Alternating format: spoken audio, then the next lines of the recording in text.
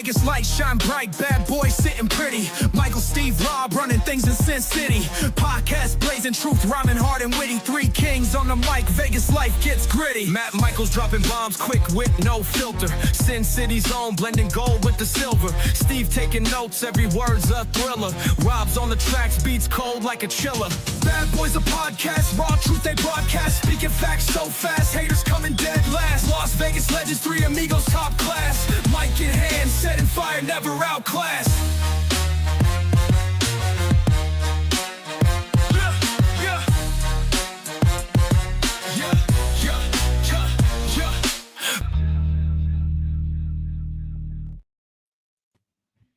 Welcome, everybody, to the Vegas Bad Boys podcast. I am Sin City Steve, and being joined, as always, Rob Bossolari at Vegas Trump Guy. Rob, what the hell's going on, man? I like how you said it, as always, assuming that I would always be there and I would always have a solid internet connection. Hey, I mean, that's the way it goes sometimes, you know? But, I think Matt Michaels he says that he's on assignment, but realistically, and we'll talk about it later, but there was a new TBS champion crowned. I think he's that frustrated with everything that he just decided, you know what? I'm not going to go on the show because I'm going to have to talk about Willow Nightingale. But it's a great day to be from Long Island, because if you're from Long Island, you win big at AEW. Everything. You win everything. MJF, Statlander, and Willow. All right, well, there you go. I just want to find out that Tony Storm gets American citizenship and resides in Long Island. Hello, everyone. I am now a citizen of Babylon. No shit. West Babylon. Speaking of West Babylon, well, somewhere in there, somewhere among the upside down, if you will, we had a Stranger Things episode of Monday Night Raw on Monday with WWE. What, Rob? Why are you yawning, man? You didn't like the Stranger Things inspired championship belt? Look at that thing. Look at that thing. It was upside down, and Corey Graves was dressed up in a leather jacket, and he's trying to look retro. And meanwhile, Michael Cole still looks like a douche. And still, by the way, just want to make sure: are we streaming on our Vegas Bad Boys of Podcasting page? We absolutely are streaming there. We are live on Facebook. We are live on Twitch. And yes, we are live on YouTube. So feel free to hit any of those social media platforms. Or go to Vegas Check Trump us Guy out. one on Instagram. Hopefully that's working. Vegas Trump Guy. There you go. Hell yeah, man. Let's talk a bit about this episode of Monday Night Raw, Rob. What do you got for me on Monday Night Raw? What did you think? Let's start with that. Yeah. I was all right. You got we'll go with the picture here. You got on the bottom right Gunther running his mouth again. He looks amazing. He draws the ire of AJ Styles. Perfect. You get the opportunity for Gunther to, in essence, retire another outgoing competitor. I did not know, we'll go to the left now, with Stephanie Becker, that she was injured. This was news to me that she had the boot. And Raquel Rodriguez stomped the crap out of her injured leg. Probably more Seth Rollins-esque kayfabe with the injury, because it kind of came out of nowhere. Fine. Going up to, I don't know, the woo, woo, woo. I just don't care what she's doing right now. I really don't give a shit about Lyra Valkyria. She had her little window. It's closed. She's going to end up the way of Alba Fire or Isla Dawn, whichever one of those two Scottish ones they booted from the show.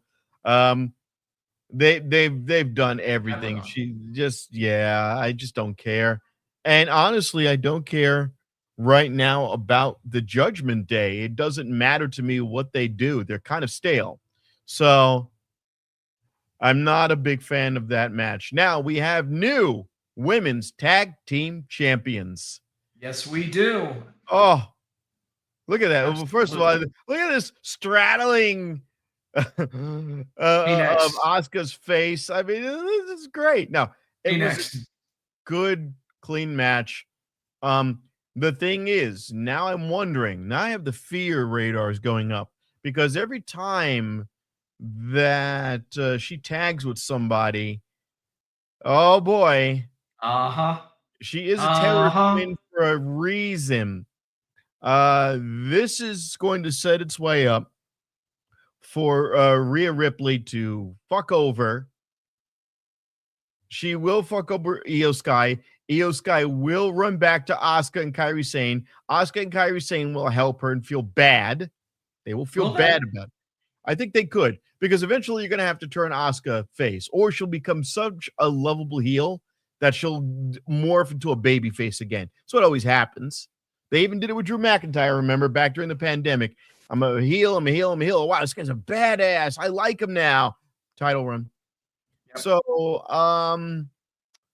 could go that way, but it will not be long until Rhea Ripley, they're going to have to pull that ripcord and go, I need you to be a heel now because you're not scary anymore. We need you to be scary. And then what do we got next? All right. So from there, and yeah, by the way, really quick, I do definitely agree with you. I see this as more building for the future than I do a long title reign for those two. I think that they can really set up some good things, and they could even have that be a Mania program. You know, you could easily have Io and Rhea as a Mania program.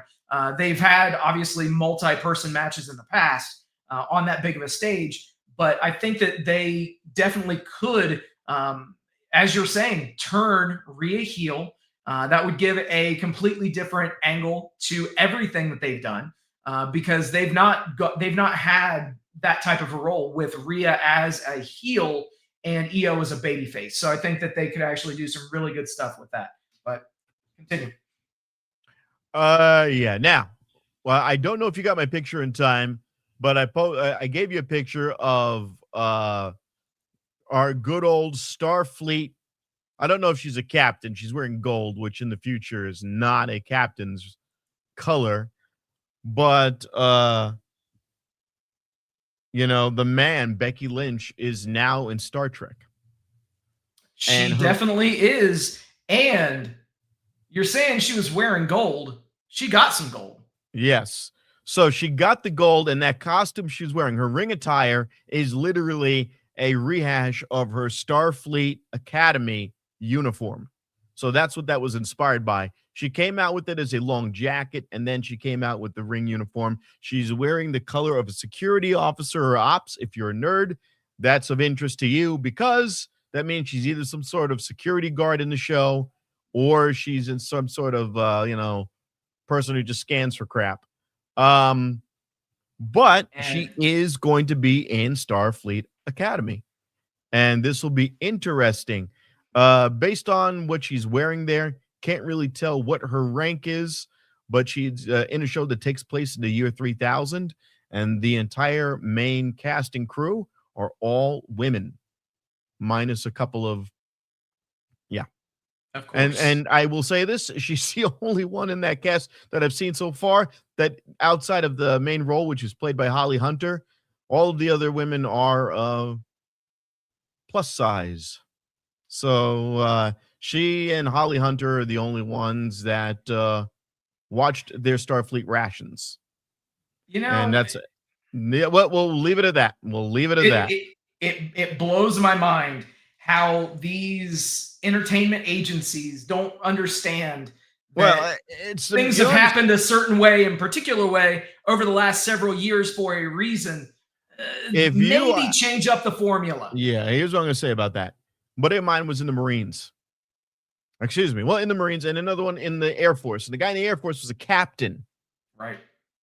He wanted to become a major. You don't just get promoted. You got to go to school to get promoted. So he disappeared and he went into Louisiana where they have the training course. And then he returned with a beer belly. And I said, how the hell? And he goes, if you're in the Air Force or in any high rank and you have even the slightest pound overweight, you're out. And they slapped contracts and they made me a civilian for more pay. But that was it. So when I saw stuff like that, I was like, nah. So I'm not making a slight, but she is one of the few people that even though it's sci-fi as fuck, looks the role of a military person. So, and Well, I mean, I can imagine that realistically, she's dude, got to be playing Idiocracy. yeah, I'm No sure one she's thought that playing, Idiocracy would be Yeah. a documentary at this point, but it is. Yeah, it. I'm sure she's playing some sort of security role. So, what does it have to do with wrestling? She's getting her spots on TV, and Oh, yeah. she might be the only reason why I watch this fucking debacle of a show is to see her 10 minutes, and then of course she'll say, "I am the man. Oh, I got the surgery." Oh, It's jeez. year 3000, so maybe they take a pill. But what I liked about the match, this one I have a little bit more to comment on. This match, the tag team match with the women was kind of cut and dry. Yes, there's your highs, your lows, your spots.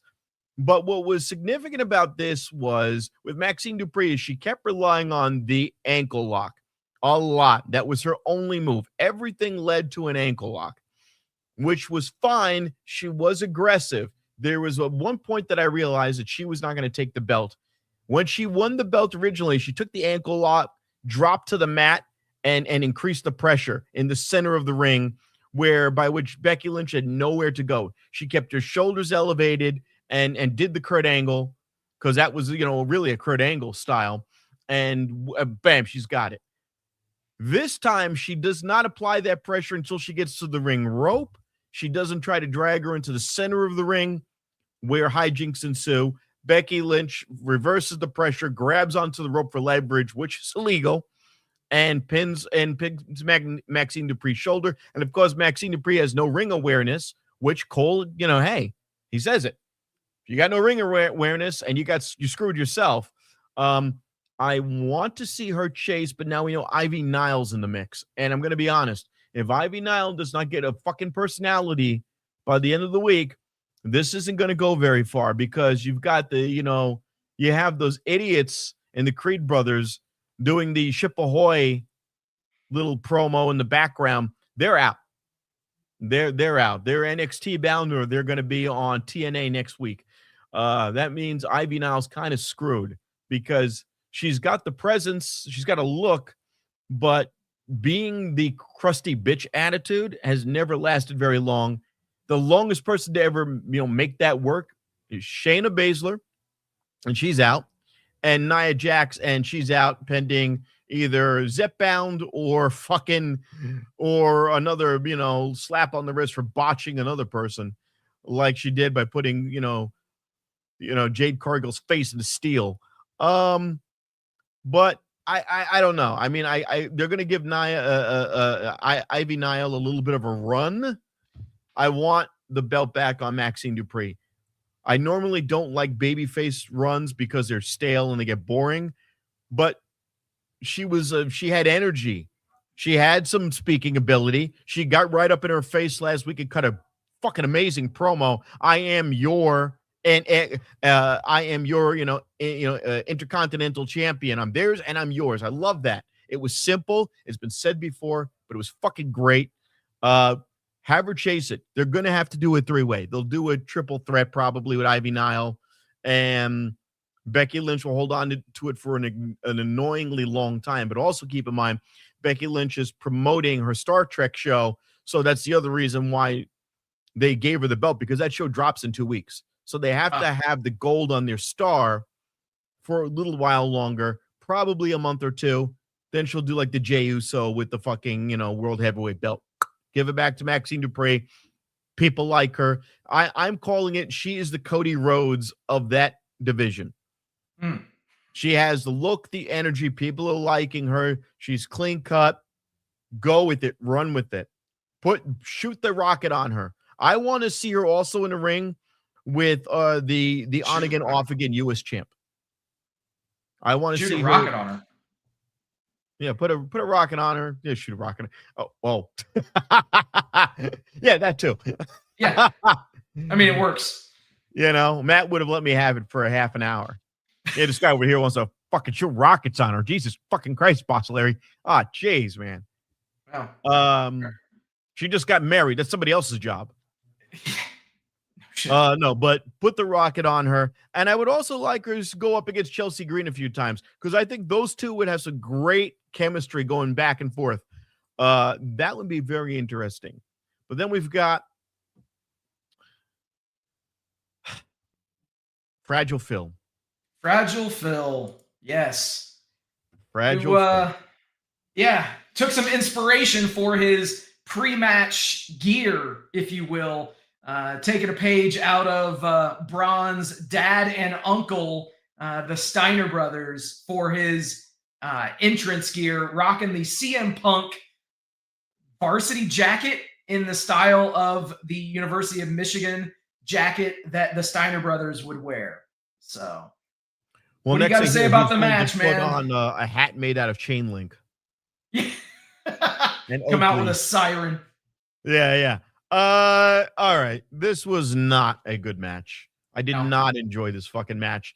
There was the talk about the botch where, they botched Frankensteiner. Yep. Which, by the way, kudos to Cole. He goes, he didn't get all of that one.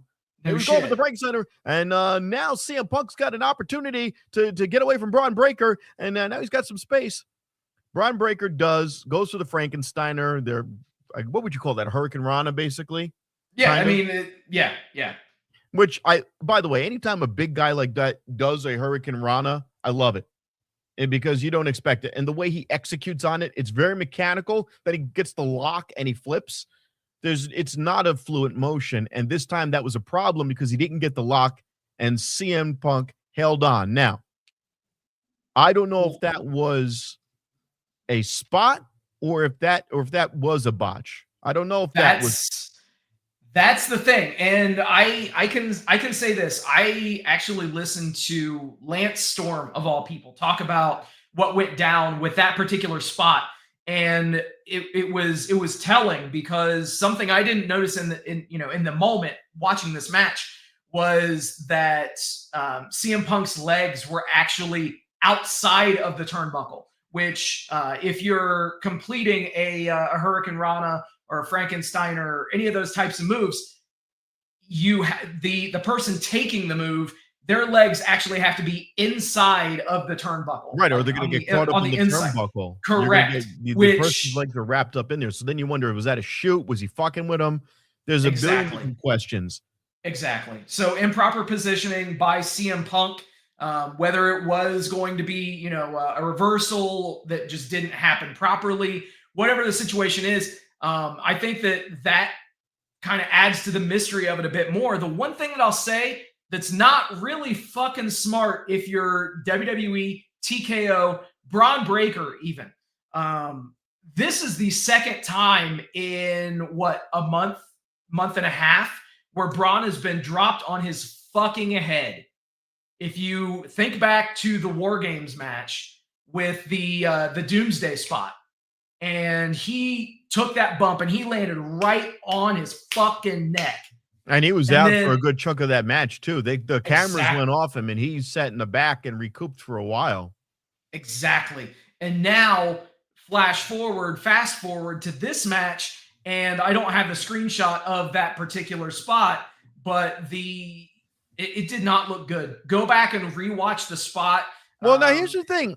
I don't see, it looks like he tries to tuck on the way down. It looks like at the very last second he tries to tuck. Now, yeah. In that moment, I don't see a problem. But then you see him grab his head. And right. WWE is smart. They're not going to put out, and camera angles that are not going to be ingratiating, I guess you could say. They don't want to make the guy look bad. Right. Everyone will talk about it later. There's going to be people who are in the audience who will have every angle from their phone. And, fine. Does the guy wrestle unsafe? I wouldn't say so much unsafe. Not at all. I would say that his momentum got the better of him. Now, here's the thing. If that was supposed to be a legitimate Frankensteiner, then CM Punk would have leaned into it, untucked, got the legs on the inside, and moved in for the maneuver and finished it on his end. Because it's a two-man street. You got to finish that, like you said. But CM Punk stood 90 degrees. He sat on that turnbuckle 90 degrees. That was my thing. I'm like, wait a minute. If you're trying to tell me that the guy just didn't do it right, and that's not, that's kayfabe. He didn't do it right. He didn't commit. Great. Because CM Punk, usually you see these guys lean in. Right. Lean in, get the legs around them, make sure it's locked. For the 1.5 months I did wrestling, they always describe it that the person in your ring is your partner. That's the person that is your best friend in the ring, because you have to both execute this dance and not only sell it, but you got to make sure you're doing it as safely as possible. The way that Braun Breaker runs up to it, does the leap, Yeah. and then his legs he didn't get all the way there either, though. Let's be fair. He didn't look like he got as close to he looked like he was a foot away from CM Punk. Yeah. And then he fell backwards, and I was like, ugh. And it looks weird. But here's the thing. It told the story it needed to tell, perhaps, because to that point, CM Punk was wrestling this match a la John Cena, which is, I'm going to spend all 4 quarters of the match on my back. Most of John Cena's matches, go back and watch John Cena's matches. This always pissed me off about Cena against Brock Lesnar. And Cena would get his ass kicked for 45 out of 50 minutes. And then all of a sudden, shoulder tackle. You can't see me. Attitude adjustment. Yay. And that's what we got with this. Here's the thing. You got CM Punk coming out there with this fucking gray beard. I don't like the guys are doing this. You know what? You got teeth missing. You look like fucking, you got run through the ringer. Fucking shave. If you're not going to look like you're 30 years old anymore with that, and same thing with Edge. When Adam Copeland does that shit with his fucking old man Adam, I don't need to see you as an old man. Sell me that you are capable and young. Sell me that you look like a champion. When Roman Reigns comes out there and the Usos come out there with pepper gray beards, it reeks of lazy. I'm used to the Attitude Era and the 80s when everything was polished and shiny. I don't like this. Hey, look, if you came out looking like that, I would tell you, hey, Steve, no. You're selling toys. You're selling merch. You're selling shit. I want to imagine you in my head as you're young forever. Is that unfair? So when you've got this guy and now he's getting ragdolled for the majority of the match, when a younger guy makes a botch like that, I'm like, okay, I believe it. Yeah. Maybe I believe it. Maybe they said to him, see what you can do here. You slip up. Because you're not gonna sell me on in the last 3 minutes of the match. Then you had 3 luchadors come out to help him out. Yeah. Oh, look at that! It's the music for Penta. We took one of the greatest luchadors right now, and by the way, the majority of careers behind him as well. They took a while to get him, and we're gonna have him show up to run interference. Yeah. All right, fine. So you have Penta. You have Rey Mysterio, who's like going to be 97, and because he's got the mask. I've seen a picture without the mask lately. He's looking a little. I'm sure he's getting some AARP letters. And then you've got Dragon Phoenix, who just lost his tag belt. And by the way, AJ Styles is not hankering to get that tag belt back, because if you watch Raw, he jumped right in there. I mean, you've got these 3 guys, and the luchas are like pets. That's the way they treat luchadors in WWE. And in AEW, they treat them like it's a circus act instead of, here are people wrestling at the highest technical level, which is what they are. They treat it on WWE kind of like a circus act. They arguably they do a better job of that in AEW, a better job of legitimizing lucha talents. They do, but yeah, they definitely have a long way to go in WWE for sure. WWE treated getting AAA as, I'm going to steal your girl and bang her in front of you. That's exactly what they did. And then they took 3 white guys from Europe and made them luchadors. Now, here's the thing. I guess if it did not work, and if the Latin American community didn't find it funny, they wouldn't continue on with it. But I mean, you can clearly see Rayo, and the other one is the fucking British tag team. I mean, that's fucking, what's his name? He had so many names I can't even remember. Pete Dunne. It's Pete Dunne. It's Pete Dunne. Fine. But more to the point, I did not like that CM Punk never, and they said it in the match. Every time he tries to get momentum going, he gets shut down. Oh, look at that. He's got a rally. Oh, he got shut down. He gets another rally going. He gets shut down over and over again. And then he wins. And by the way, if WWE is smart, they should put out Braun Breaker to go, oh yeah, I slipped. I didn't extend. Why? Because I don't want it to be about the botch and not that CM Punk was able to capitalize in the moment. Tell me it's kayfabe.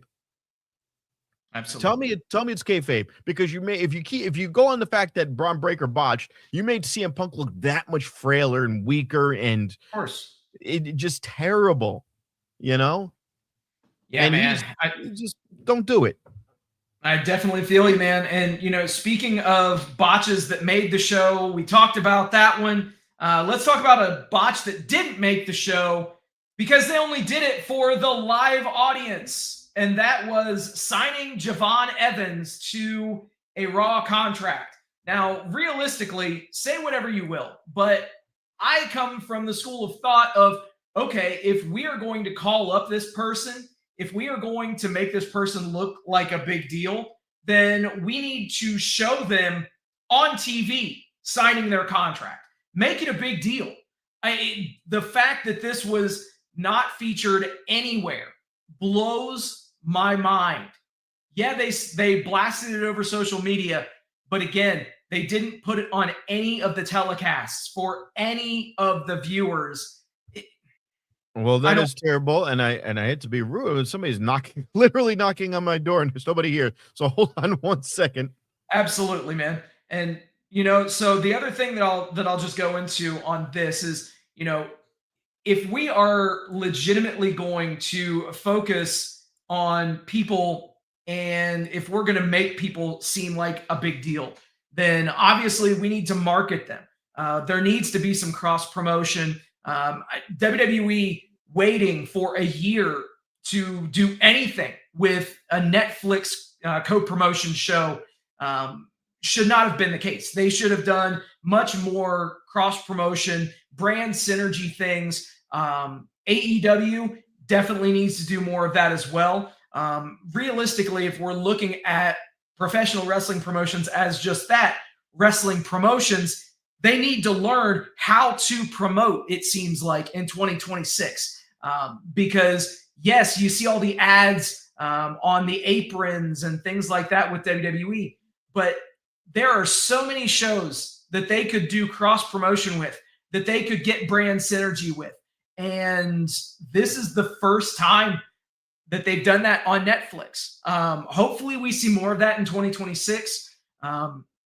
Hopefully we see more of that even on the other channel with AEW as well. So welcome back, Rob. Glad to see that you're still among the realm of the living. I have a question for you. Yes. Have you ever heard about the Church of Jesus Christ of Latter-day Saints? As a matter of fact, I have.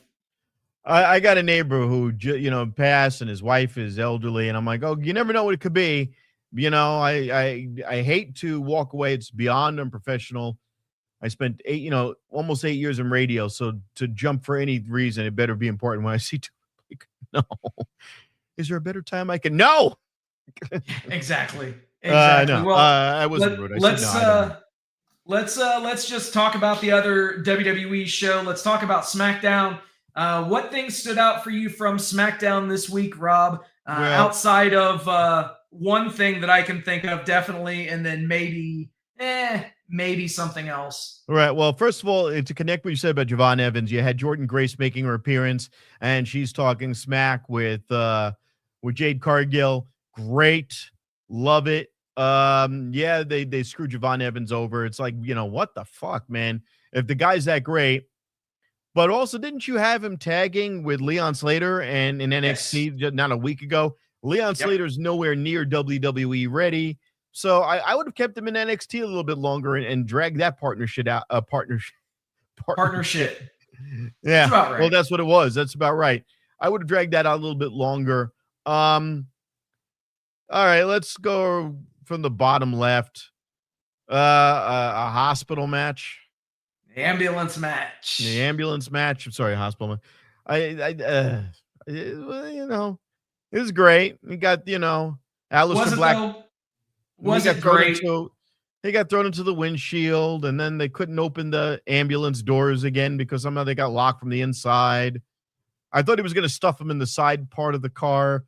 It's just and by the way, if you beat Damian Priest doesn't hurt. He's been with the company nonstop for a while. You beat Aleister Black, you sent him further and further and further, deeper entrenched into the island of irrelevancy, as Paul Heyman would say.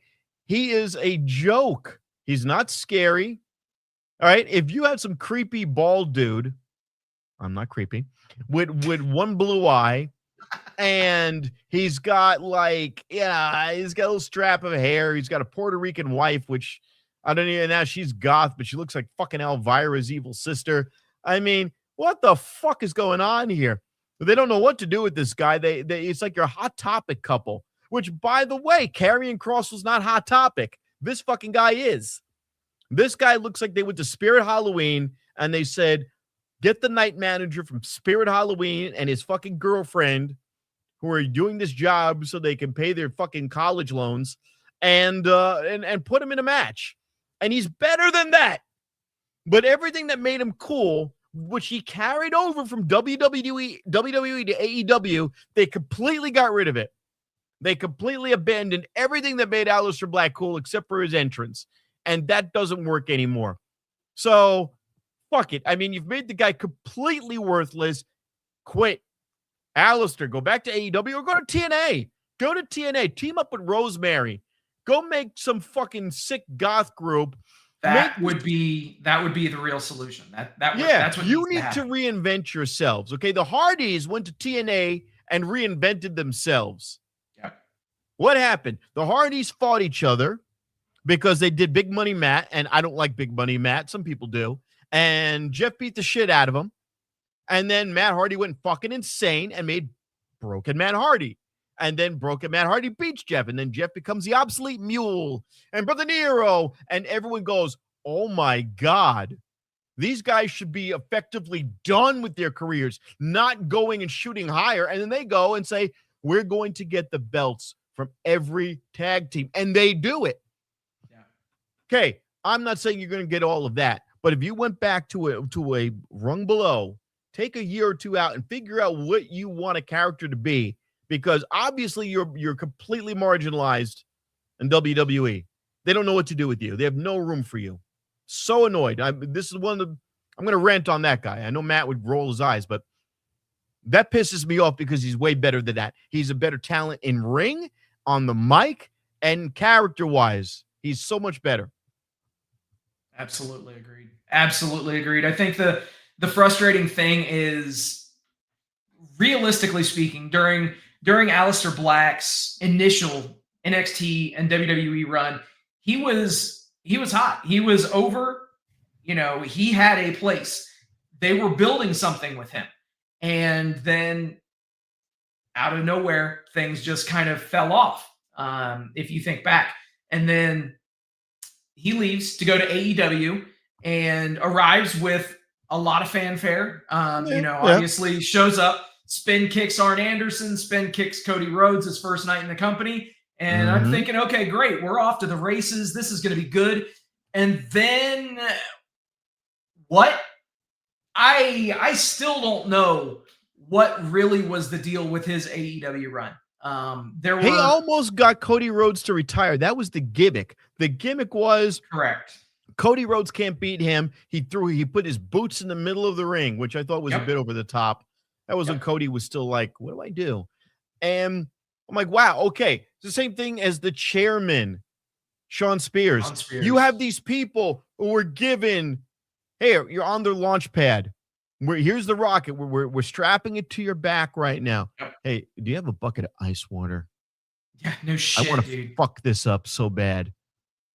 All right, fine. Guy. We don't want you to go the Sean Spears way. All right, how about this? We give you Brody King. Who the fuck is he? He's a big version of you covered in tattoos. He looks like you.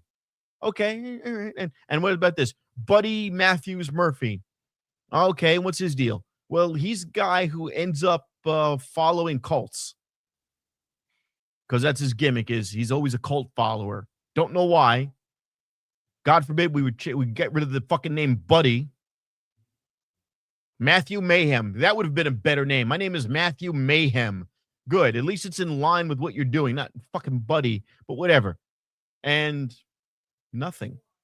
And Yeah, I don't think that was absolutely. their fault. I think they one did not establish a really secure brand other than their Right. goth, and two, there was nobody who could match them. Yeah. I mean, Who was they gonna- obviously they tried putting Julia Hart with them, and realistically, by the time it's all said and done, you can look at Julia Hart as being the biggest winner out of the House of Black in terms of Oh my god! who gained the most from when they joined until the end. So Like, yeah, and back then you had the Acclaimed with Big Daddy S, and I always used to say, and everyone argued with me, give him the belt, give him a belt, give him a belt, give him a belt. He's over, he's over, he's over, he's over, he's over. Billy Gunn is over. He's more over than he is with his own two sons, and they did it, Right. and it was amazing. So now you've completely outshined them. You're either going to have a tag team tree, and you could have had that be a long-term 6-month. They didn't. They had what, like 2 runs with the two of them fight. Yeah. They you're on the Titanic, you're sinking, and somebody gives you an inflatable little donut. Okay, I got to make this donut last. I'm going to blow air into it every once in a while so I don't drown it. Hey, what happens if I poke holes in this? No, Tony, don't do that. yep, exactly. All right. Cody Rhodes and Drew McIntyre. Yeah. You excited for 3 stages of hell?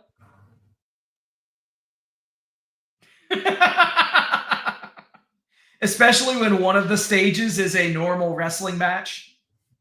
I'm going to wrestle you in a normal match. It's like, I don't know what that accent was, and he doesn't do that. Yeah, I don't either. I had no fucking Whatever idea the what it was. fuck it is, I don't care. Every time he does this, he loses. Bull ropes, loses. Cage matches, loses. Everything he does that's extreme, he loses. And you can't keep doing it, because if I see it, he is Rhea Ripley. Now, Rhea Ripley can win belts, but am I scared of Rhea Ripley? No. Not right now. Not right now. She needs to. I would love, so I'd like to see her come out with like some bleached blonde hair, ghostly looking, goth. Like, remember, she was blonde. Make her look, just bob the hair, make her look just fucking mean, dykey, fucking just make her look badass, and then just start beating the shit out of, and they're gonna have to lose. They'll lose to the, and I don't want them to lose to fucking. I don't want them to lose to fucking Charlotte Flair and no. I want the Kabuki Warriors to get it back. Let the Kabuki Warriors get it back. Let let her just go, I fucked it all up, and then just lose her shit and start kicking the shit out of Io Sky. That would be brilliant. But this shit where Cody Rhodes goes to his house in Florida and kicks some Christmas lights over. He was at my house. He was at my house. He was kicking me Christmas lights. Oh, God, that's so fucking bad. I'm not saying you had to pull a Glock 9 at Stone Cold Steve Austin, but Jesus Christ. You came to I was working it out. Wait a minute. Your storyline last week was that even though everything is run out of Connecticut, was that Nick Aldis was working it out and happened to be at the fucking guy's house at the exact time. You're trying to tell me that Cody Rhodes wasn't like 4 seats behind Nick Aldis on that flight over to Drew McIntyre's house, and he just never knows him? Oh, hey, Cody, what are you doing here in Florida? Don't worry about it. Huh. I wonder what he means by that. Hey, wait a minute. He's not on a flight. Hey, look at that. It's a Cody tour bus. It's coming right in front. How is it? What's going on? And by the way, let's send Cody over the edge. An 8x11 print of him and his dad that you could get made at a Kinko's. Sent him over the edge And then he runs out to the parking lot. First of all, I thought he was going to do something like torch the van, Right. burn it up, strangle the dog to death and dangle its lifeless corpse. No. It's just a picture of my dad. Me and my Let me dad. piss on it. Let me piss on the bus. And by the way, he took, how long it took him to set that fucking picture on fire? And Oh my God. And he's going, hold on, any minute now. Any minute now, you bloke. Yeah. You bugger.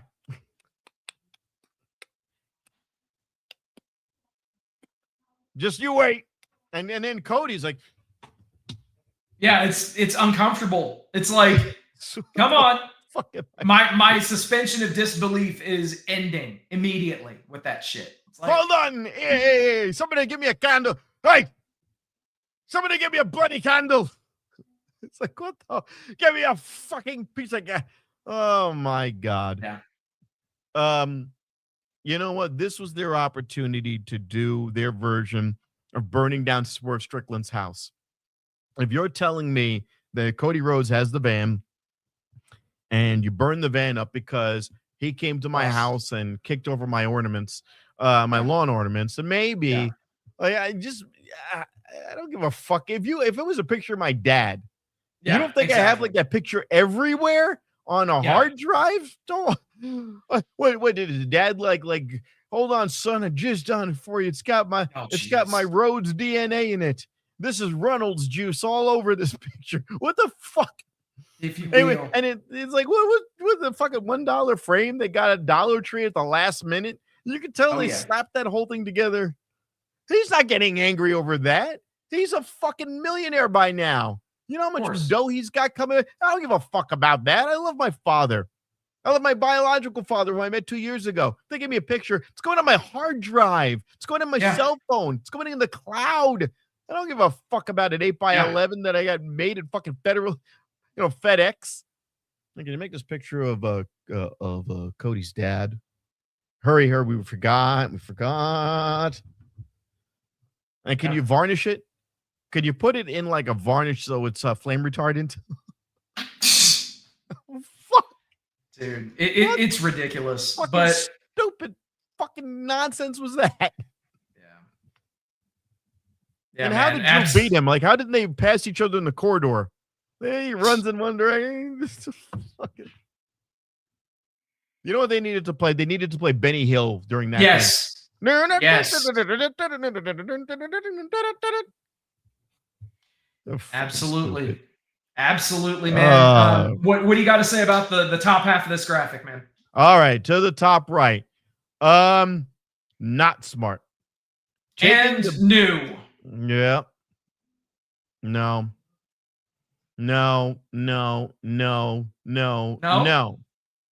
Kiana James is shit. Kiana James is the one who speaks for Julia. Julia in ring is, again, let me put it like this. I think Stephanie Vaquer is overhyped. She doesn't have the best mic skills. She speaks in Spanish and it's kind of dry. La primera, soy mejor en el mundo. And then she comes out and she does, the devil's kiss. Great. Oh, look at that. Her head's right there between her legs, and now she's smashing. Okay, this is even drier than that. Julia is drier than that. And the thing is she's more Japanese than she is Italian, although she looks like my fucking aunt with like braided pink hair speaking Japanese, which is bizarre because she is half Italian and my fucking aunt's Italian. So I don't know what to make of any of this. It's a weird pairing. They have no chemistry, those two women. Whereas the Secret Hervis, for not having Piper Niven there, not bad. It's still decent. I hope Piper Niven can come back and be healthy because that's the missing ingredient. Yeah. Hope she gets feeling better soon, man. It's not a good situation for Piper Niven right now. No, and she was the best in that because that was the best role she's ever had. Yeah, I would agree. The combat boots and I'm going to whip her fucking bloody ass. I was like, oh yes, because Piper Niven kicked more ass than Chelsea Green, and Chelsea Green's not shitty in the ring. Exactly. Here's the thing. What is Julia's signature or anything? I can't put my finger on it. I'm being facetious. I'm not invested. Right. Okay. I'm looking at you directly into a camera, and this screen right here is where I play my video games. The screen to the left is where I watch the show. So if your shit ain't good, I am not going to watch. I'm playing Diablo 2 because, giving my age. Damn. I know. Damn. Diablo 2 still? Resurrected. They did a remaster. All right. I'm playing video games while I'm watching this. I'm sending out new job applications because wrestling podcast. There you go. No, I joke. He's doing quite well. No. But yes. But my point is, I'm not invested in what you're doing, exactly. so I don't give a shit. Chelsea Green, I'm invested. She Karens her way to the top, and then she fights in the ring and wins. And her husband is there now. Which, by the way, her husband's there. That's another newsworthy thing that I was going to mention from this show.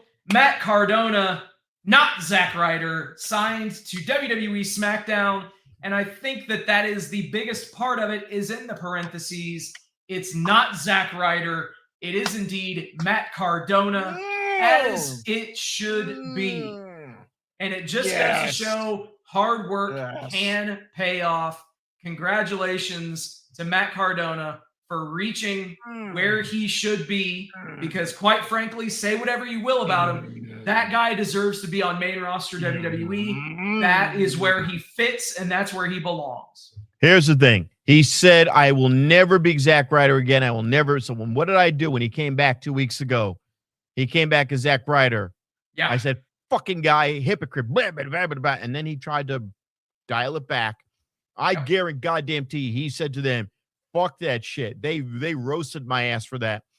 I am Matt Cardona. Make me Matt Cardona. And it was something that Seth Rollins said. I forgot what his name was in the Indies, but he goes, I changed him in. Tyler Black. Tyler Black. That's right. Because he was doing Tyler Durden. That was it. He liked Fight Club. So he was Tyler Black, which, by the way, I like that name better. And Seth Rollins, he goes, I picked it because WWE wants to own you. That's what he said in his interview. So if you're Matt Cardona and you get notoriety as Matt Cardona and not Zack Ryder, and you get bounced from WWE next week, guess where you get to go? Anywhere the fuck you want with your new built-up name as it should have been. Beautiful. So happy. He doesn't. Woo, woo, woo. I was so happy when they heard them do that like that. I was like, yes. By the way, when Mickie James came back and they said hardcore country in the Women's Royal Rumble 2 years ago, oh my Lord, it looked like, Scary Movie 1. My walls were covered. I was like, they played hardcore country. Oh. Gotta censor that. Didn't know where you were going to go. When she came out with the TNA women's belt and I heard hardcore, I was like,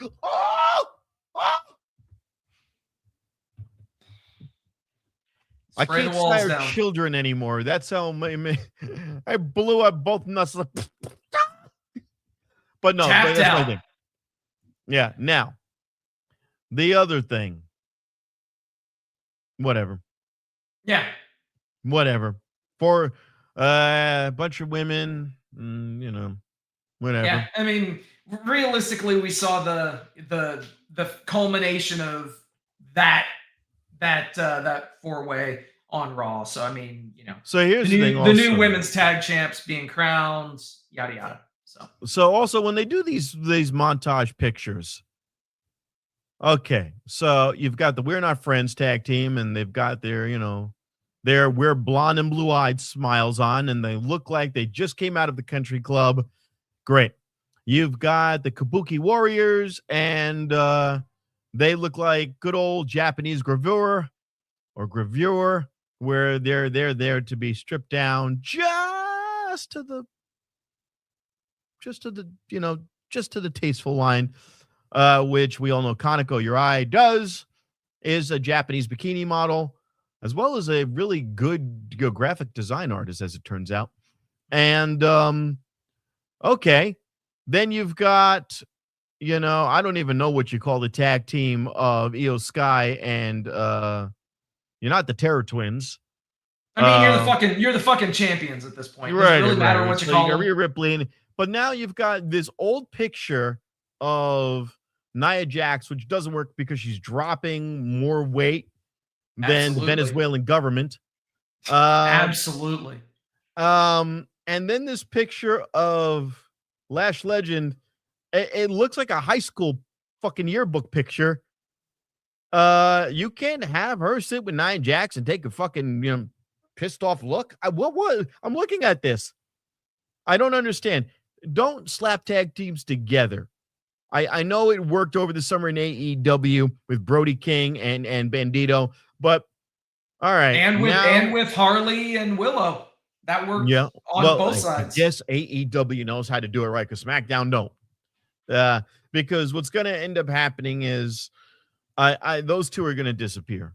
Nia Jax is probably not going to really show her face unless she gets some dramatic weight loss, because the halfway mark is not going to cut it. You're either going to have her be the Nia Jax that we've seen to point, or just fucking give her a year. Give her a year to get into the body that she's aiming for. Because if you've ever seen pictures of her before she became larger, holy shit. And she never had kids. So, enough with the fucking pork luau. Whatever your fucking journey is, get there first. Because not only is it losing weight, but you've also got to be able to fight in the newer body. She never did professional wrestling with a thinner frame. If you can get her to have the muscle tone of Lash Legend or Charlotte Flair or Rodriguez, Rachel Rodriguez, I think she could look like that. I think she could look like them and be sinewy and like a brick shit house. And again, I want to see some sort of revival of the bloodline, and I want her to be a part of it. Get back to the days of China where you have some men who can wrestle the women and not make it a comic relief act. Vince McMahon is gone. Do it, because AEW is doing it now. First, it was just TNA. AEW, they're fighting. They are fighting with what's his name?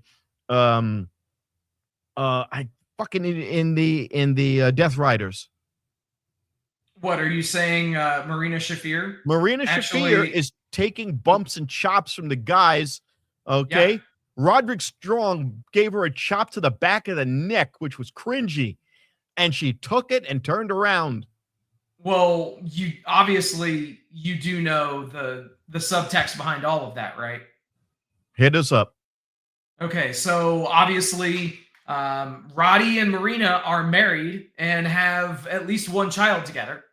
So so that would explain the massive reaction that whenever those two are standing nose to nose in the ring with each other, that's why that draws such the reaction, is because they are in real life a shoot married couple.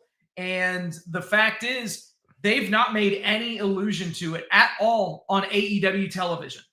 They've not said anything about them being together in any way, shape, or form. By the way, she's fucking hot. I think she's goddamn hot. There's something about her.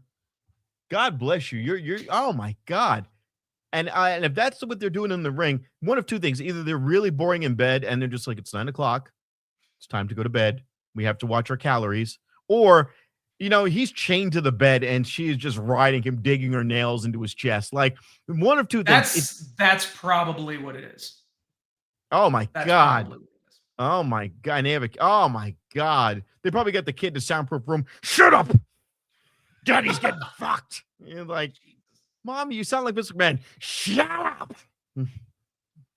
You're fired. And let's go ahead and just pivot. Anything else to say on SmackDown? Well, SmackDown was a shitty ambulance match. Matt Cardona is here, yay! And they took his wife's belt away from her. Fucking dumb. All right. Sounds good. All right, let's turn the page and talk a bit about New Year's Smash, AEW's New Year's Eve edition of Dynamite, which was pre-recorded. Mm.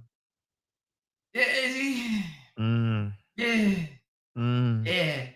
All right, John Moxley. Okay, actually, let me rephrase. I apologize. This episode of Dynamite was not pre-recorded. It should have been, but oh my god. All right, wow. We'll put the graphic up. Yep, we're gonna put the graphic back up there right now. All right, John Moxley, Josh Alexander. I hate Josh Alexander in AEW. Dude. In TNA, he was the walking weapon. In TNA, he cut good promos. In TNA, he wasn't a shitty villain. This guy is a henchman here. Yes, he is a henchman. Did you happen to catch Collision at all? Yes, but it's Did you see the taped vignette with the Don Callis family where Alexander did the promo? And he's beating up the nobodies in the corridor. Yes. And he's going and he didn't blink once during the promo. He's sitting there with deranged eyes, and the motherfucker does not blink the entire time. It's fucking awesome. I didn't care because he's going Don Callis family watch us beat up these jobbers. Bro, but it worked much better than anything else that they've had him do on TV. All right, here's my problem with that.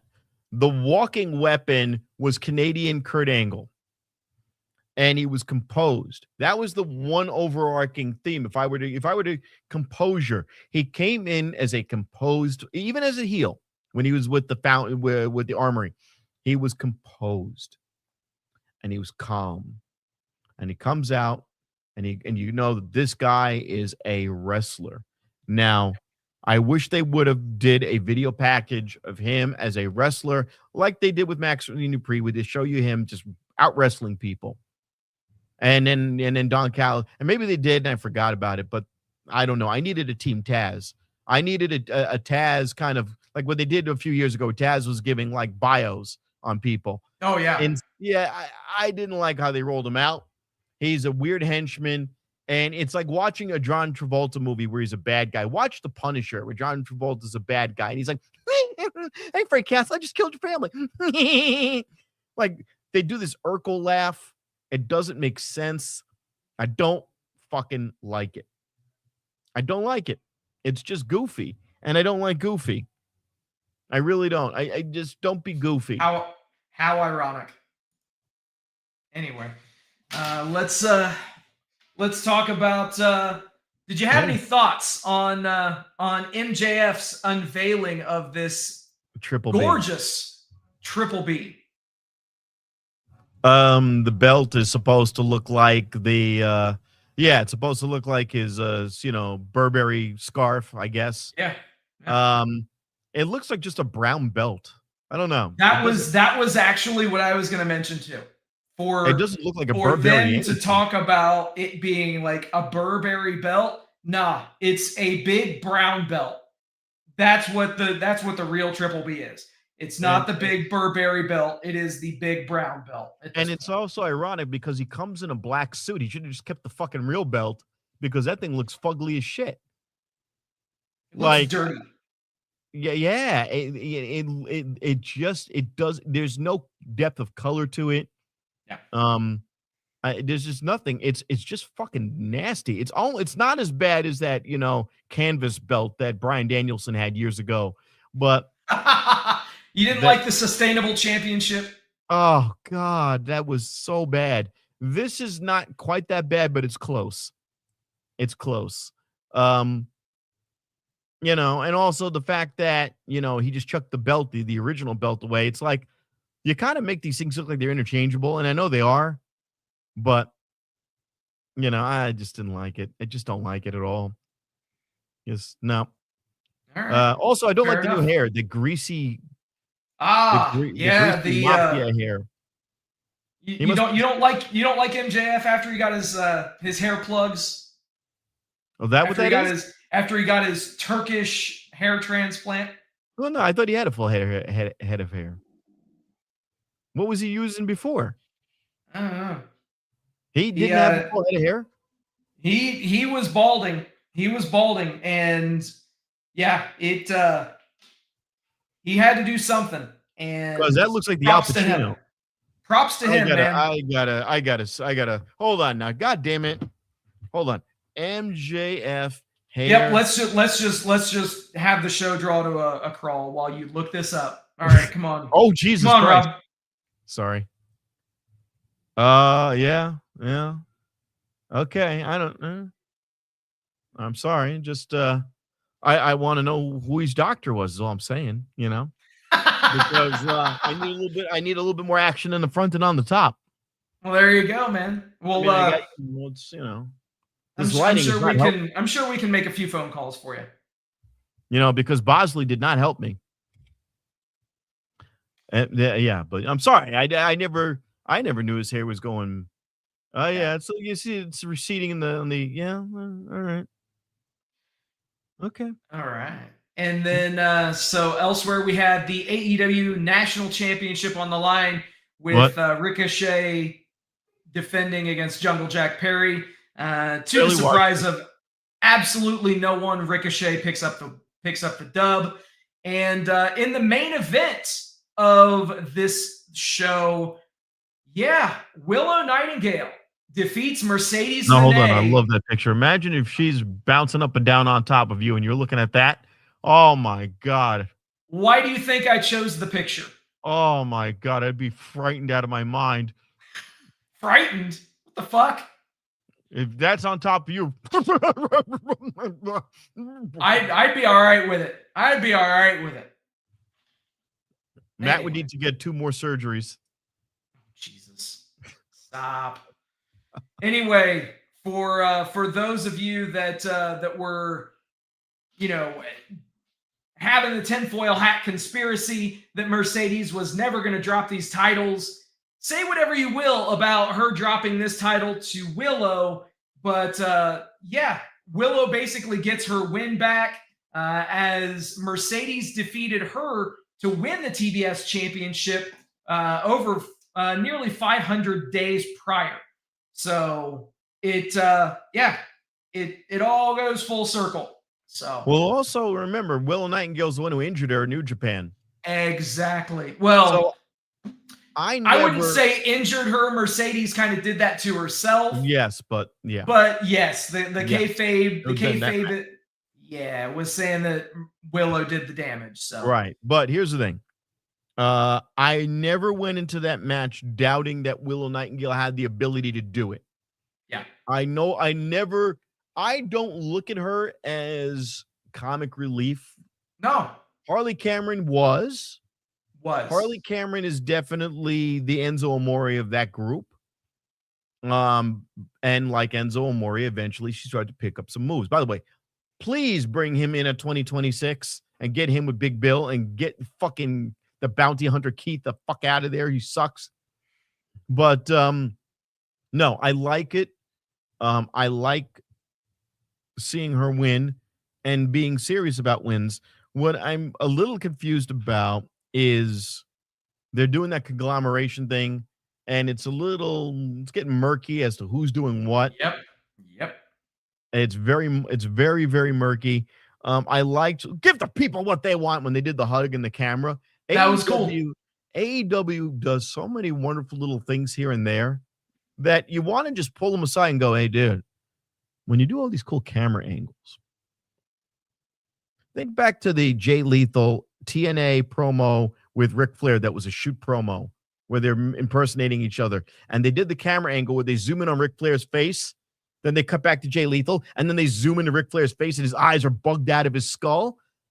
That was amazing because that was all a shoot, and it became one of the most iconic things. So when they do give the people what they want, and they do the hug and then they pan away, oh my God, yes. More shit like that. It's little accents like that, which was what made AEW better than the WWE in its heyday. And it's sad to say that AEW has a heyday. They need to get back to, okay, if you're going to do the conglomeration, have them come out to the Best Friends theme. How cool were the Best Friends? That music was cool. the entrance of little kids running through. Funny little tag team.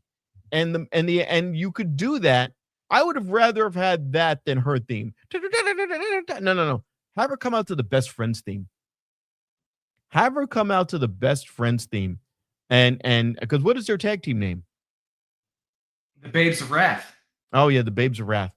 Fucking hate that name. Just call them the Best Friends. The best the best friends with tits. I don't know. The best friends with tits. I like it. Well, they had Thunder Tits. So but that's my thing. And by the way, why AEW never made Thunder Tits t-shirts? Oh, I don't get it. Where's Thunder Rosa? Whatever happened to her? Is she still injured or something? Or what is she doing? No one knows, man. We need Thunder Tits. I want Thunder Tits. I want there to be Thunder Tits, and then you introduce the women's three-way match, and then the women have a three-way in the ring, and it'll be Mina Shirakawa and Tony Storm, and then fucking Thunder Rosa. Okay, that too. Beautiful. No, yeah. I love it. Great. Let's pivot a bit and let's talk about Collision. Not that it was a newsworthy show, but we finally, in nearly Veer levels of anticipation, we finally got the AEW debut of El Clone as he defeated a random local guy with the use of Hologram's Portal Bomb. So now we're going to be able to see what they had lined up for that storyline with Hologram and his clone. All right, wait, are you being facetious there? When you said serious. Random local guy? It was... As Angelico. Angelico was... Hey. He may as well have been a local random guy. Yeah, I know. It was a jobber. But realistically... Yes. And Angelico is one of the most technically skilled wrestlers in AEW. I was obviously making a terrible joke because that's what they've reduced Angelico to at this point. Yes. And his say tag whatever you partner, will. Who used to tag with Luther and Serpentico. They were a great tag team. They were a part of the original lineup, and they were the Wednesday night guys that you would see at least every other week. Yeah. So they wanted to put a little bit more credibility behind the match. If it wasn't, and just put some local jobber, it wouldn't be as big. I mean, again, like you said, yeah, but they picked someone well for him to go against. Yeah. I don't want to dominate it with that, but yeah. Definitely. And then, this graphic is slightly incorrect because Shelton Benjamin actually didn't wrestle Scorpio Sky. Shelton Benjamin wrestled Dante Martin. And unfortunately, that is because, stop me if you've heard this one before, Scorpio Sky was not medically cleared to compete. I shit you not. Dude, what the fuck? I shifted my mic a few inches forward because I don't want my head to leave this position. I don't even need glasses. I'm nearsighted. I don't give a fuck about Scorpio Sky.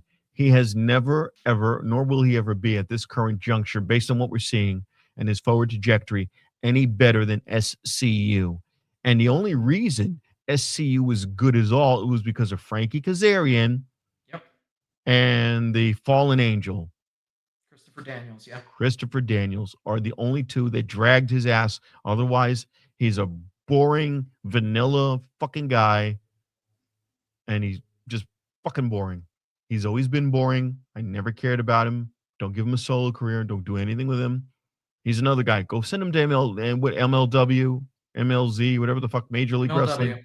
Yeah, go send him over there. Or GCW. Find one of those fucking promotions. Send him over there, Future Stars of Wrestling, which is going to be at the fucking Pyramids over at the Esports Hyper Arena over at the Luxor in a few days. Yeah. Go send him over there. Yeah, man. Somebody take him. Figure out what he needs to do. Put him in NXT. Speaking of FSW, they will be doing their show from the HyperX Esports Arena on the 24th of January. So here in about 18 days, you're going to be seeing some FSW action for the first time from the Luxor, which is pretty dope to be able to say at this point. So stay tuned, and I'm sure we'll hear all about the match lineup. And I then was about to call you because I thought that when they were in Texas, they said they were at the esports arena. And I went, whoa, whoa, whoa, wait a minute. Wait, Steve. I was like, then wait. And then I waited a second. I was like, let me not call him. I mean, something's not right. And I rewound all the back. I was like, okay, Texas. No, the esports arena is in Las Vegas. What the fuck? But hey, man, evidently they got more. But, you know, this show Collision was it was mid. You know, you had the Timeless Love Bombs defeating Hyan and Maya World, which, just as a side note, I do love the fact that they're using them as the enhancement talent for the women's tag team division. who are they? But they are actually two very skilled workers from the independent scene. But the key thing is they were the two that filled in when Nixon Newell and Miranda Alizé decided that, no, 2 minutes and a loss doesn't work for us, brother, and then left the AEW TV taping. And those two stepped up, and they are now all elite as a result. Say whatever you will, but they're the ones that are getting a decent paycheck and a consistent paycheck from AEW because they wanted to do business. Strange how that works. AEW is not an independent place. And if I'm on that trajectory, is like doing comedy, the only thing you can equate WWE to would be like Saturday Night Live, maybe. Yeah. So there really is no secondary thing, like Mad TV. So if you get on the Mad TV and you go, oh, they only gave me one sketch this week. I wanted, 2 sketches. You're on Mad TV. You're on Saturday Night Live. Be thankful you're fucking there. Build up your popularity with your audience. And, because you with little flamethrowers and T-shirt cannons didn't get you very far in WWE. Be grateful that the next best thing was going to give you any time. You fucking idiot. I don't know which one of the two of them, said, no, we're going to. I want more time. They supposedly made the decision together, so that's fine. Let them make that decision. But in any event, kind of pivoting and talking about a promotion that we don't give nearly enough justice to on this show, let's finally talk about Wrestle Kingdom 20 that went down on January 4th, live from the Tokyo Dome. And wow, man, this show was pretty interesting to say the least. Let's talk for just a minute about Shuri and Saya Kamatami. Now, those are two very, very good women's wrestlers. And say whatever you will, Saya entered this match as the New Japan Strong Women's Champion. And Shuri, former UFC contracted fighter who has turned to pro wrestling, came in as the IWGP Women's Champion. So they are unifying the titles and want to have one women's champion for the New Japan brand going forward. Did you say unify the titles, so they're not going to have a gauntlet match to ununify the title? No. God willing, hopefully that's not the case. However, they do have precedence, as we'll talk about here in a minute. But Shuri picked up the win over Saya Kamatami, and that is leading a lot of people to assume that Saya is getting the call, whether she shows up on a Monday, on a Friday, or maybe on a Wednesday or a Saturday, or hell, maybe even a Thursday. Who knows? But it would not surprise me if Saya came to one of the major promotions here in the States.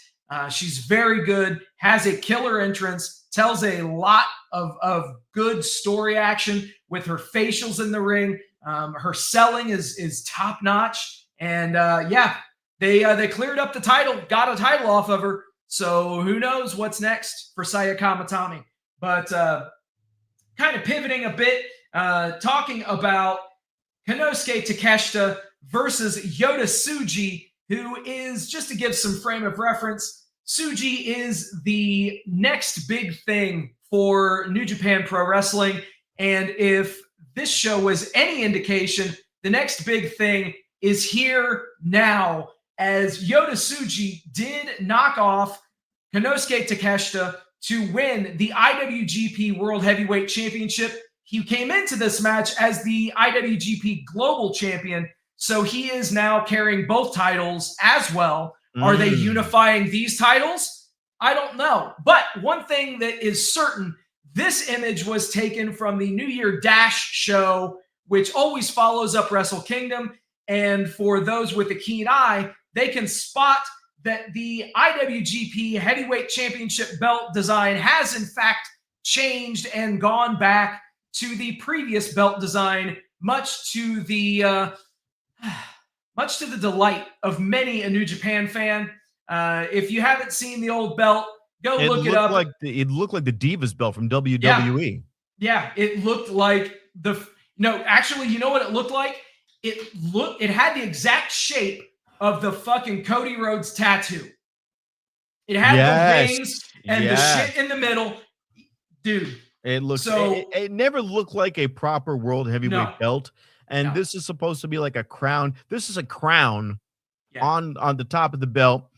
But this is going to play really well into the Don Callis family going forward now that Takeshita doesn't have the belt, and that legitimizes Okada, which we'll get into in a moment.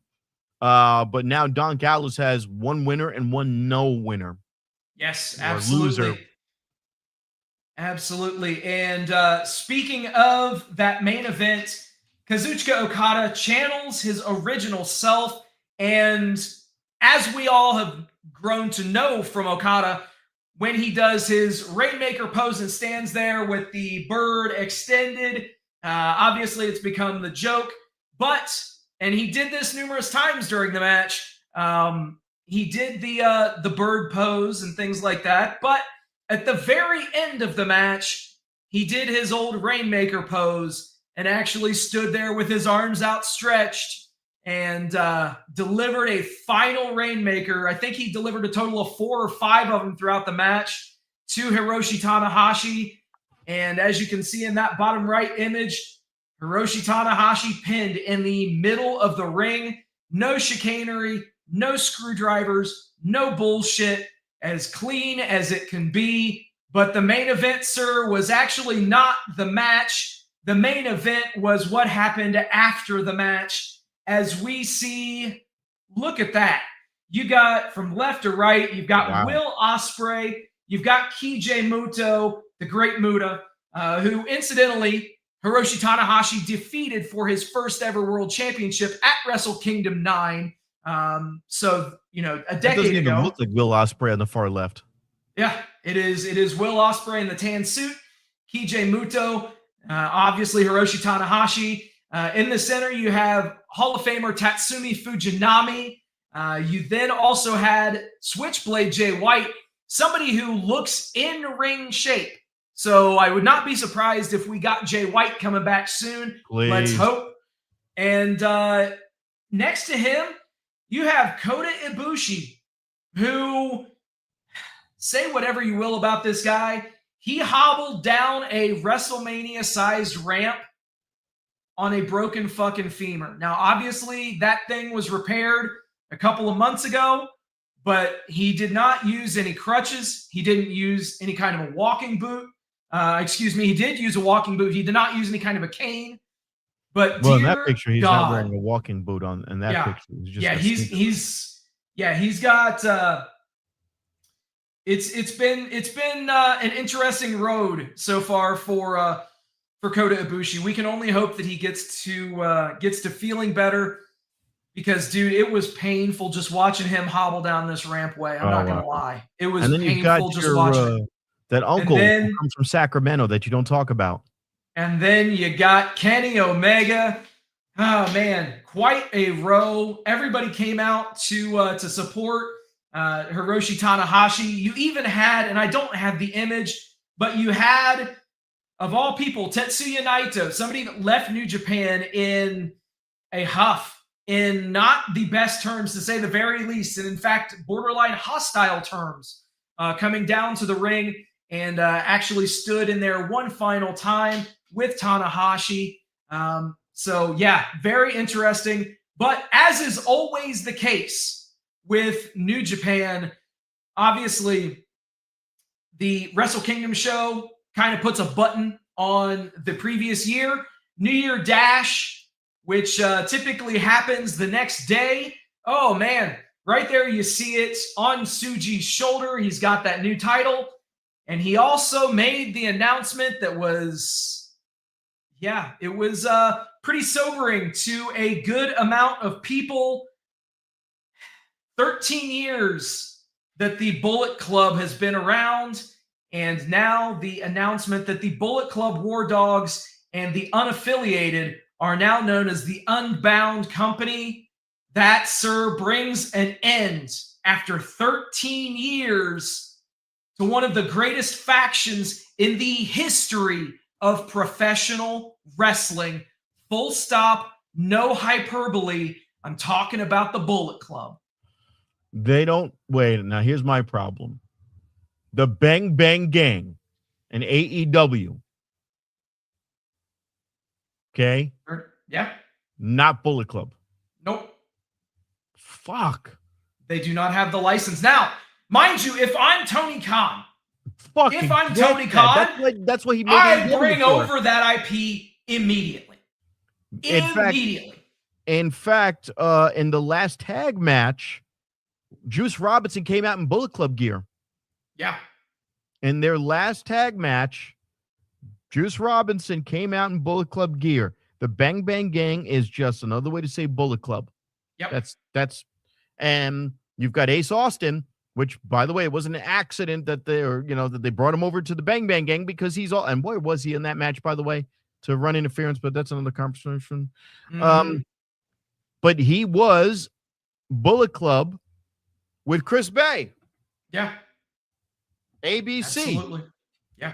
Bullet Club. That's a Bullet Club. Hikuleo came over to TNA and said, hey, you two are Bullet Club, and then left. They gave it a while. They built him up, said, you're Bullet Club.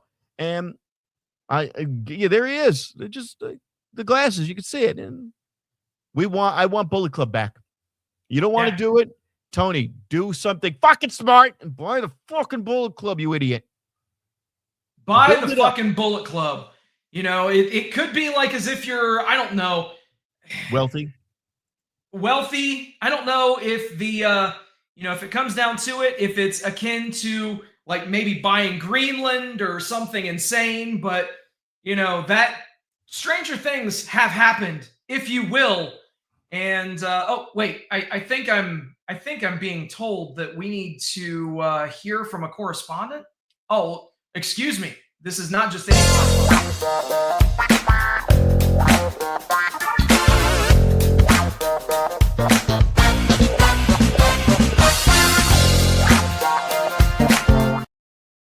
You know what? It's such a wonderful joy to be here. It's a tremendous time on this great show, the Vegas Bad Boys of Podcasting. The Vegas Bad Boys of Podcasting. No evil Matt Michaels and his evil, bald, liberal ways. Okay.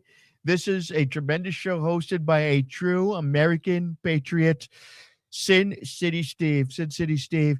And I got to tell you, I'm so happy right now. We've had such a tremendous, successful raid in Venezuela. First of all, now that I'm running the country, I'm running Venezuela. There's a V, it's not a B. We're going to teach these people how to speak Spanish. Okay, so that's the first thing we will be doing. And we are going to be taking billions and billions and billions of dollars worth of oil. It's our oil now. And then we're going to take that oil and use it to power our fleet. Some of them are nuclear. Some of them are using beautiful diesel. We take the oil, we put it right into the ships.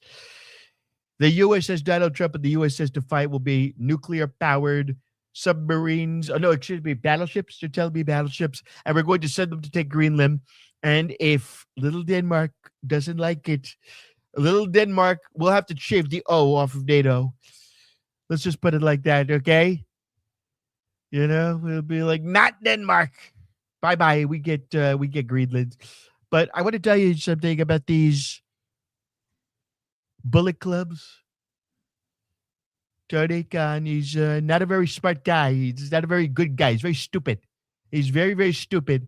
And if he would have spent more time, if he would have spent as much time doing his job as he is doing cocaine. He almost does as much cocaine as Hunter Biden. Okay, quite honestly, people tell me it's a lot of cocaine, and we need you, Tony. Okay, we need you to go and get the Bullet Club. Remember how you got Cody's name and you got Beach Bash at the Beach and Starcade and all of these things? We need you to buy the Bullet Club. Okay, then what we need you to do is we need you to get the Good Brothers. Okay, they're not doing anything right now. Okay, they're signing stuff at a Benihana's outside of like a fucking Love's truck stop. Please believe me, they're not doing anything. Okay, go bring them in, make the Bullet Club. Okay. Oh, and then look at that. You get Kenny Omega, and then you go, and then you could call it Bullet Club Elite. See, look at this, Bullet Club Elite, and you get. Wait a minute, Kenny Omega, Bullet Club, the Young Bucks, Bullet Club. Okay, the Good Brothers, Bullet Club. You've got them. You got all of the Bullet Club people. You've got so many people from the Bullet Club, and they're calling themselves the Bang Bang Gang, and they're going guns up. It's a Bullet Club. Excuse me, it's a Bullet Club. Very stupid, Tony. It's the Bullet Club. You said that you wanted to make All Elite Wrestling because you saw how big the Bullet Club was, and you have the Bullet Club. Don't be like WWE, where they go, that guy used to be on the Bullet Club. You see how good I am with voices? I could even do Michael Cole, shitty Michael Cole, who like goes, I like the Jets. I want the Jets to lose so they get a better first-round pick. Okay? He likes losing teams. I don't like losing teams, okay? Michael Cole likes losing teams. That's why he supports the Jets, because he's a loser. He's a loser. Give the job to Corey Graves, okay? And then you're going to have Pat and Corey Graves. Get Pat. Nobody gives a fuck about college football, okay? Get Pat and Corey Graves. Get rid of Michael Cole. Things are about to get broken. Fuck you, okay? You and Tony Schiavone. Nobody likes you. Michael Cole, okay? It's like the USS Cole. Big hole in the side, Terrible. And then Tony Schiavone. This is one hell of a match, guys. Terrible guys. These are horrible people. They're very bad commentators. They're not very good at what they do. They're low energy commentators. But Tony Khan, because quite honestly, you know what? I think you're Islamic. What are you're Hindustan or something? We're going to have to deport you anyway. You and Mamdani, okay? You and Zohan Mamdani. And then you know what we're going to do? We're going to deport your father, Shad, too, and we're going to take over the Jacksonville Jaguars. We're going to deport your father, and then we're going to take care of the Jacksonville Jaguars until I see fit to find a white guy to sell it to, okay? I'm talking to you, Tom Brady. You could be, the Jacksonville Jaguars. They could be the hottest team in football, all right? They could be the hottest team. We'll call them the Jacksonville Patriots. How's that sound?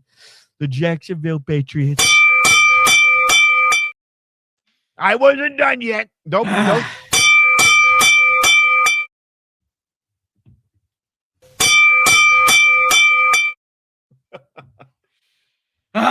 Enough. No, it's so every time I turn on Fox News. And so a couple of programming notes really quickly before we start to wind this thing down. Next week is going to be our 1000th episode on the Vegas Bad Boys podcast, which is massive. So if you're listening to us right now, if you're watching us right now, if you could please be there for the live show. We're going to be coming to you live on Tuesday night at 9:30 p.m. Pacific time. That's Tuesday, 9:30 p.m. Pacific time. We're going to be on Facebook. We're going to be on YouTube, and we're going to be on Twitch as always. So check us out on any of those platforms. Absolutely. And DJ Impact. Some phone calls are being made. We have certain things in the works, several irons in the fire. And speaking of, previously, I have done a segment on this show known as the Over-Under of the Week. We will be launching a new segment starting next week. So make sure you check that out as well. It should be fun for everyone. And also, some things are going to change. Some things are just never going to change. Let's take a dump.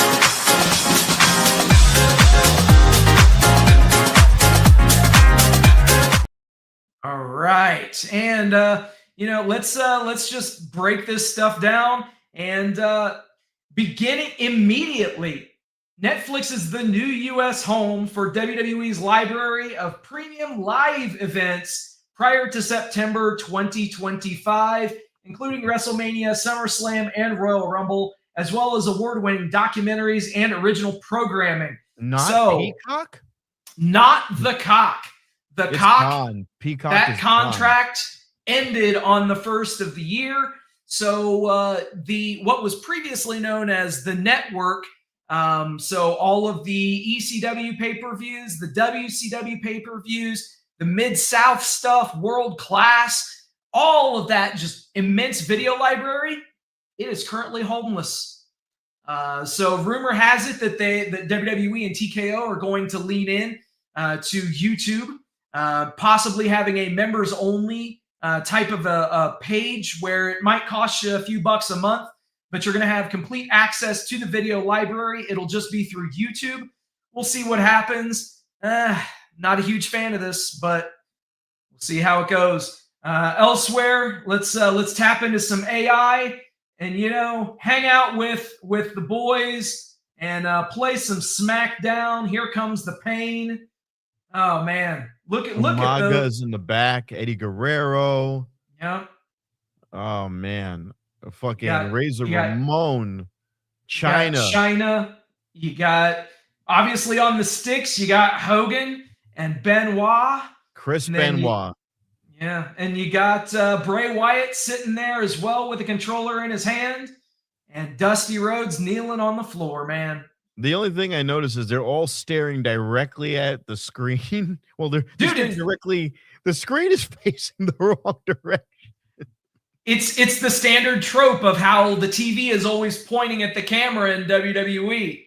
And how can someone actually watch TV or watch what's going on from the angle so that they can Yeah.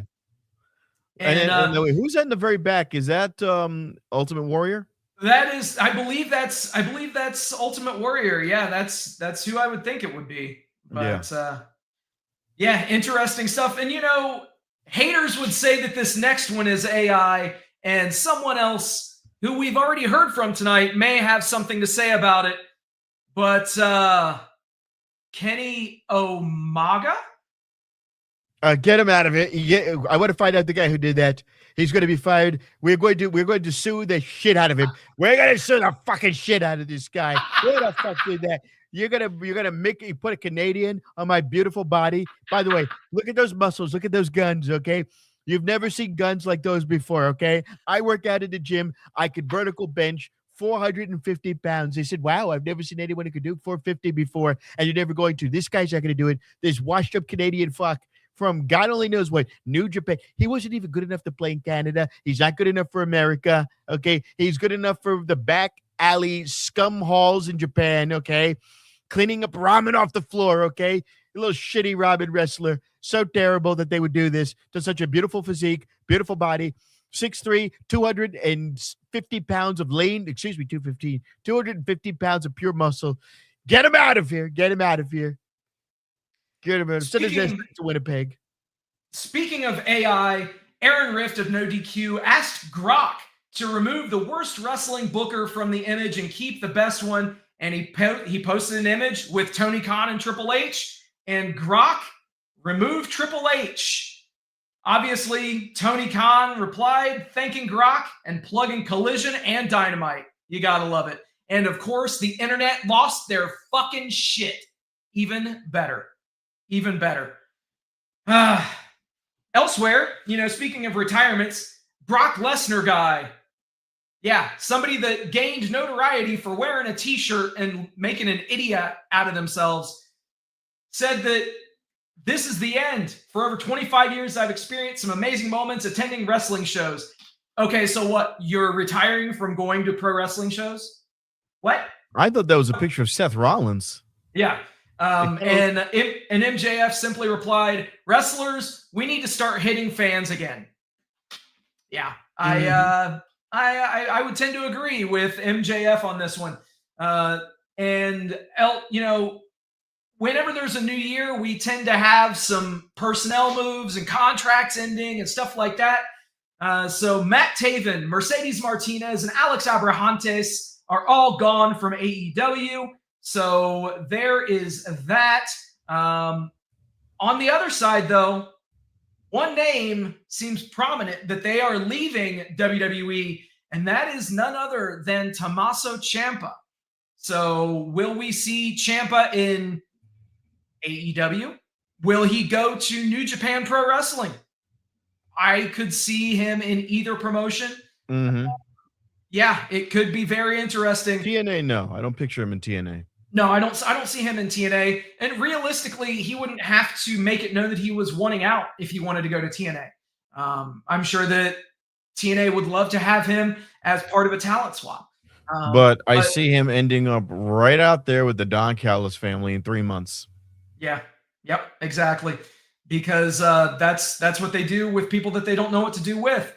Or the Death Riders, maybe. Or the Death Riders. And speaking of riding, we did get some confirmation that Nikki Bella is in fact dating Philadelphia Eagles cornerback Cooper DeJean. Yeah, in case you were curious, that's a 22-year age gap between the two. So anyway. I just no fault to anybody on this one. No, I mean, she's absolutely. Well, she's hot. Good for this kid. Good for this kid, man. He's been in the league for like 2 years. Yeah, it's a 20-year age gap. Who gives a shit? But all right. It is what it is. Let's I thought that was stop for a minute. Let's stop for a minute and give thanks to Liv Morgan, who is back from injury. Good to see you, Liv, in more ways than one. Yeah, good to see a lot of you. Good to see the Triangle of Madness getting all dressed up for the holidays, it looks like. Tekla, Sky Blue, and Julia Hart. You also got Mina Shirakawa. I was going to say Mina and her Shirakawas. Mina and the Shirakawas looking great. Showing her kawas. Oh, my God. Absolutely. And, elsewhere, rumor has it that Blake Monroe is getting called up to Monday Night Raw. So, yeah, really? if you watched NXT TV tonight, we didn't talk about NXT, but Blake Monroe did not defeat Thea Hale to win back her women's North American title, and instead basically got written off of the show after she beat the shit out of Thea, ended up costing her the championship. Could be something to where they suspend her or terminate her contract, and then she goes to Raw as part of it. So we'll see what happens. How good is she in the ring? Because we always see these people come from TNA or AEW, and then they get over to WWE, and they're not at the same level. I will say that. I will never, ever say that WWE wrestlers are not at a higher. These fucking guys come and get injured. So how is she handling herself? I mean, realistically speaking, there's definitely been, a fall off, for lack of a better term. She's definitely not she doesn't have all of the steam behind her that she had when she was in AEW. She's largely, I don't want to say riding the remnants of what she did in AEW, but at the same time, she hasn't done anything to really set herself apart. But she wasn't in AEW all that long. What, 2 years max? Yeah, but she did have the almost nearly consensus rivalry of the year in 2025 with Toni Storm. So, and then Rob, this one's for you. As we wrap up, I just have to leave you with this image, Rob. I know you're going to love it. There you go. God bless Jade Cargill.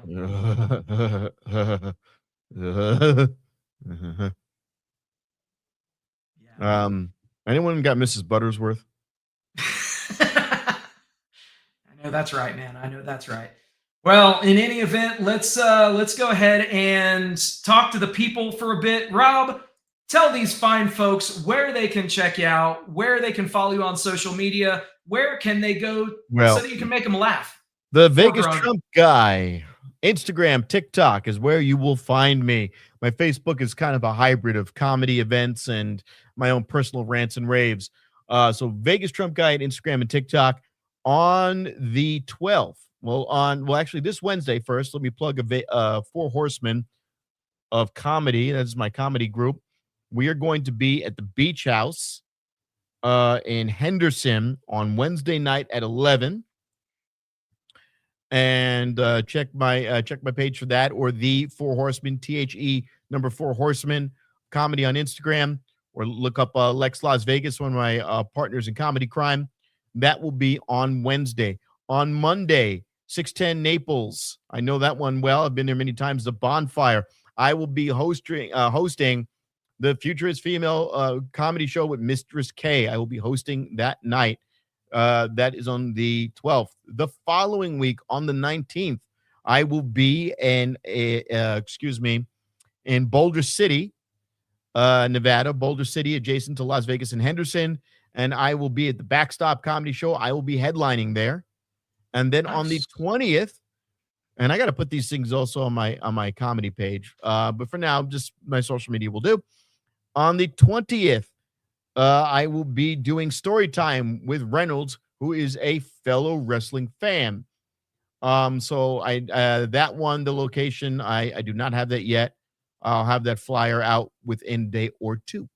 So those are the events I have coming up. Now, also, we're going to put it out here because we're putting positivity out in the year 2026, working on getting an earlier show with the Four Horsemen on Wednesday night, which will be the vintage antique store and now club.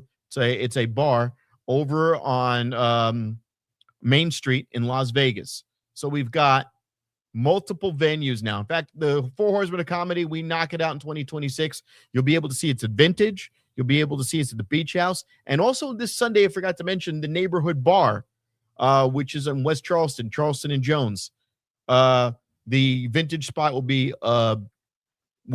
Colorado and Main Street in Las Vegas, which is just a few, 2 blocks down from the Strat. So if you're seeing the Stratosphere, go down Main Street a couple of blocks, the Colorado building, 1 block ahead, and you'll be at Vintage.